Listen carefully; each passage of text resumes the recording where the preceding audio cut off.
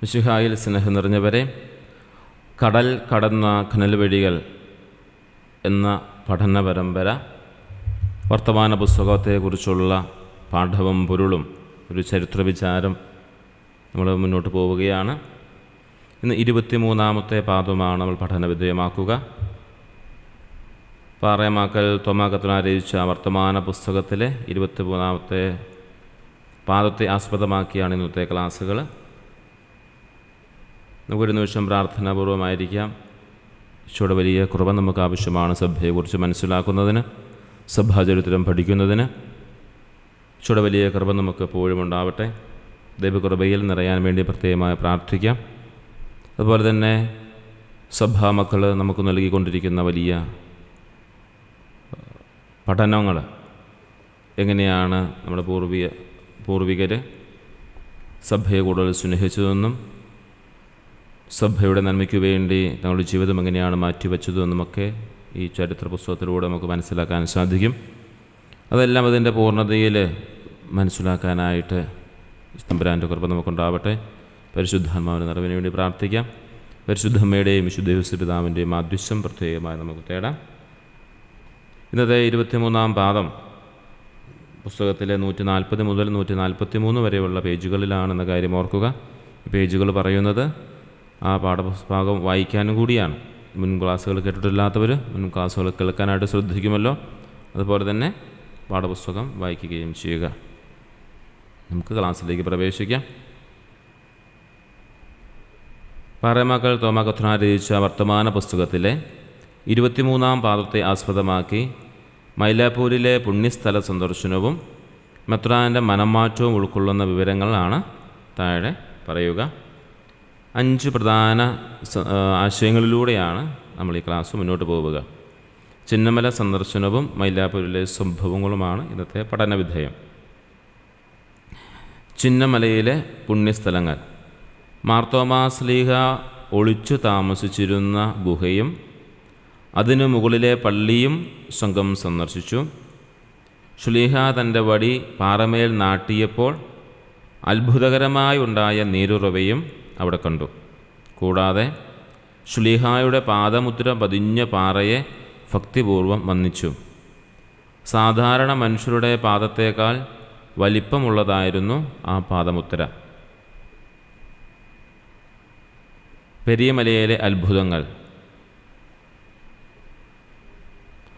ആദംബാമല അല്ലെങ്കിൽ പെരിയമല സന്ദർശിച്ച സംഘം അവിടെയുള്ള അഗസ്തീനിയൻ പാതിരിയുടെ ആതിഥ്യം സ്വീകരിച്ചു. ശ്ലീഹ കൊണ്ടുവന്ന കന്യകാമാതാവിൻ്റെ ചിത്രവും അദ്ദേഹം പണിത കുരിശും അവർ വണങ്ങി. ശ്ലീഹായെ കുന്തം കൊണ്ട് കുത്തിയപ്പോൾ അദ്ദേഹം കെട്ടിപ്പിടിച്ച് മരിച്ചുവെന്ന് പറയപ്പെടുന്ന ആ കുരിശിൽ നിന്നും 1565 രക്തം വിയർത്ത അത്ഭുതത്തെക്കുറിച്ച് തോമാ കത്തനാർ വിവരിക്കുന്നുണ്ട്. മൂന്നാമത്തെ ഒരു സന്ദേശമെന്ന് പറയുന്നത് മെത്രാൻ്റെ അവഗണനയും പരിഹാസവുമാണ്. മൈലാപ്പൂരിൽ തിരിച്ചെത്തിയപ്പോൾ മെത്രാൻ സംഘത്തെ പൂർണ്ണമായി അവഗണിച്ചു. അവിടെ ഉണ്ടായിരുന്ന കർമ്മലിത്ത പാതിരിമാരെ അദ്ദേഹം അതിയായി ബഹുമാനിക്കുകയും മൽപ്പാനെയും സംഘത്തെയും പരിഹസിക്കുകയും ചെയ്തു. ഇവർ റോമിന് പോകാൻ ശ്രമിക്കുന്നവരാണ് എന്ന് മെത്രാൻ കളിയാക്കിയപ്പോൾ 7 കൊല്ലം കഴിഞ്ഞാൽ ഞാൻ കൂടെ കൊണ്ടുപോയിക്കൊള്ളാമെന്ന് കർമ്മലിത്ത പാതിരിയും പരിഹസിച്ചു.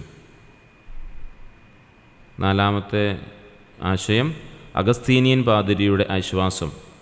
മെത്രാൻ്റെ വികാരി ജനറലായ അഗസ്തീനിയൻ പാതിരി സംഘത്തിന് വലിയ പിന്തുണ നൽകി.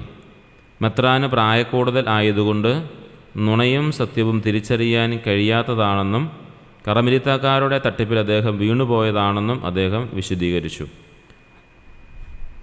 സംഘത്തിന് താമസിക്കാനായി ഒരു പഴയ പള്ളിയിൽ അദ്ദേഹം മുറി ഏർപ്പാടാക്കി നൽകി. മെത്രാൻ്റെ മനംമാറ്റവും അനുഗ്രഹവും. അപ്രതീക്ഷിതമായി രോഗബാധിതനായ മെത്രാൻ തൻ്റെ തെറ്റ് തിരിച്ചറിഞ്ഞു. പിറ്റേ ദിവസം അദ്ദേഹം മൽപ്പാനെയും സംഘത്തെയും വിളിച്ച് ക്ഷമാപണം നടത്തി. താൻ ചതിക്കപ്പെട്ടതാണെന്നും സംഘത്തിൻ്റെ യാത്രയ്ക്ക് വേണ്ട എല്ലാ സഹായങ്ങളും നൽകാമെന്നും അദ്ദേഹം ഉറപ്പ് നൽകി. സംഘത്തെ എഴുന്നേറ്റ് നിന്ന് ആശീർവദിച്ച ശേഷമാണ് അദ്ദേഹം അവരെ യാത്രയാക്കിയത്. ഇന്നത്തെ പാഠം നമ്മുടെ ഇവിടെ പൂർത്തിയാവുന്നു. ഇനി നമുക്ക് ചോദ്യോത്തരങ്ങളിലേക്ക് പ്രവേശിക്കാം.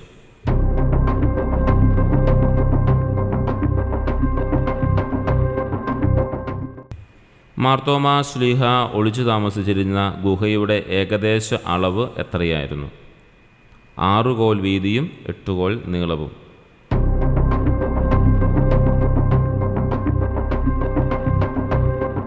ചിന്നമലയിലെ നീരുറവ എപ്രകാരമാണ് ഉണ്ടായതെന്നാണ് വിശ്വസിക്കപ്പെടുന്നത്?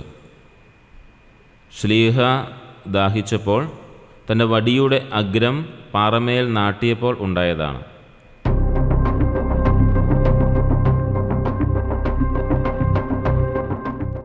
ശ്ലീഹായുടെ പാദമുദ്രയെക്കുറിച്ച് തോമാ കത്തനാർ നൽകുന്ന നിരീക്ഷണമെന്ത്? പാദമുദ്രയ്ക്ക് തേയ്മാനം വന്നിട്ടുണ്ടെങ്കിലും രൂപം തിരിച്ചറിയാം. സാധാരണ മനുഷ്യരുടേതിനേക്കാൾ വലിപ്പമേറിയതാണ് അത്.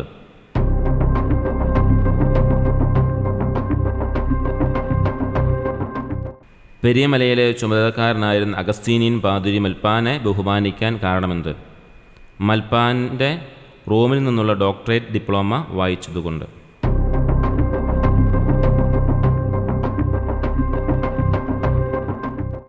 പെരിയമലയിലെ കുരിശിൻ്റെ പ്രത്യേകത എന്താണ്?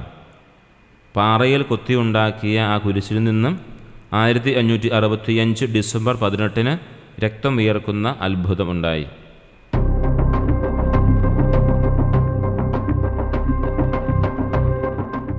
ശ്ലീഹായുടെ രക്തസാക്ഷിത്വത്തെക്കുറിച്ച് തോമാ കത്തനാർ പറയുന്നത് എന്ത്?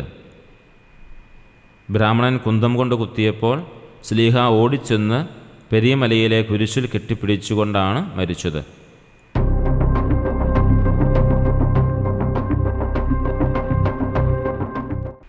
മെത്രാൻ സംഘത്തെ അവഗണിക്കാൻ കാരണമെന്ത്?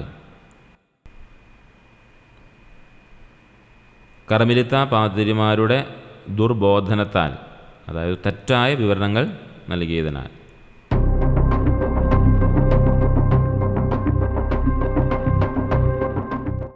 മെത്രാൻ്റെ വികാരി ജനറലായ അഗസ്തീനിയൻ പാതിരി മൽപ്പാനെ എപ്രകാരം ആശ്വസിപ്പിച്ചു?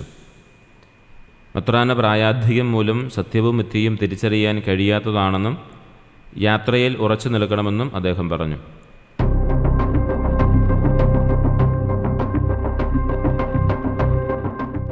മൈലാപ്പൂരിലെ സംഘത്തിന് താമസിക്കാനായി മുറി ഏർപ്പാടാക്കി നൽകിയത് ആര്?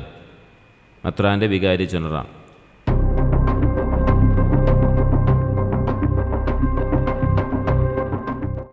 ഏഴ് കൊല്ലം കഴിഞ്ഞാൽ ഞാൻ കൂടെ കൊണ്ടുപോയിക്കൊള്ളാമെന്ന് സംഘത്തെ പരിഹസിച്ചത് ആര്? ബോംബെയിലേക്ക് പോകാനിരുന്ന കർമ്മിലിത്ത പാതിരി.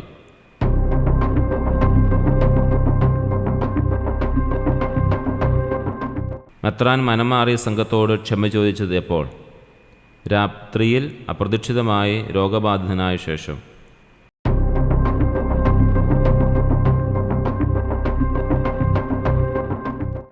മദ്രാസിൽ കപ്പൽ എത്തിയ വിവരം സംഘത്തെ അറിയിച്ചത് ആരാണ്?